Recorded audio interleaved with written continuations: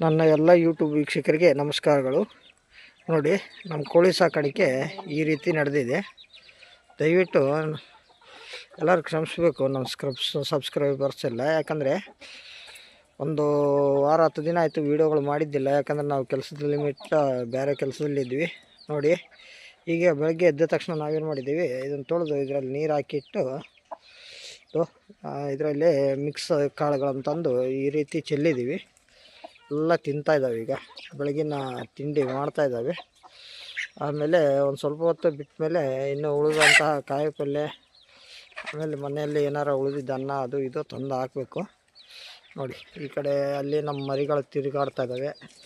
ಇಲ್ಲೊಂದಿಷ್ಟು ಮರಿಗಳಿದ್ದಾವೆ, ದೊಡ್ಡ ಇದ್ದಾವೆ. ಇಲ್ಲೊಂದು ಕಾಣ್ತಾ ಇದೆಯಲ್ಲ, ಇಲ್ಲಿ ಕಾಣ್ತಾ ಇದೆಯಲ್ಲ, ಇದು ನಮ್ಮ ಬ್ರೀಡರು. ಆಮೇಲೆ ಇನ್ನೊಂದು ಬ್ರೀಡರ್ ಇದೆ, ತೋರಿಸ್ತೀನಿ. ಎಲ್ಲಿರಬೇಕು, ಇಲ್ಲಿದೆ. ಇದೊಂದು ಡಬಲ್ ಬಾಡಿ ಬ್ರೀಡರ್. ಇದು ನೋಡಿ ಯಾವ ರೀತಿ ಇದೆಯಲ್ಲ, ಸೇಮ್ ನವಿಲಿದ್ದಂಗೆ ಇರುತ್ತೆ ಇದು.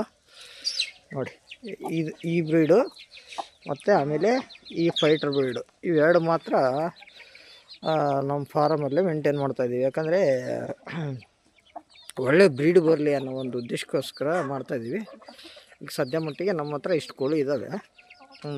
ಇದರಲ್ಲಿ ಆ್ಯಕ್ಚುಲಿ ಇದರಲ್ಲಿ ಒಂದು 34 ಮರಿಗಳು ಮಲ್ಲಪುರ್ಗೆ ಹೋಗಿದ್ದಾವೆ.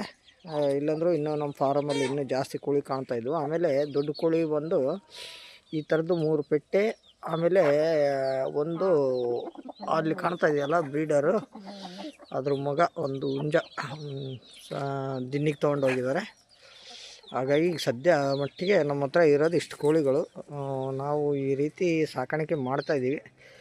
ನಮ್ಮ ಚಾನಲ್ ಇಷ್ಟ ಆಗಿದ್ದರೆ ನಮ್ಮ ಚಾನಲನ್ನು ಸಬ್ಸ್ಕ್ರೈಬ್ ಮಾಡಿಕೊಳ್ಳಿ, ಒಂದು ಲೈಕ್ ಕೊಡಿ ಹಾಗೂ ಶೇರ್ ಮಾಡಿ.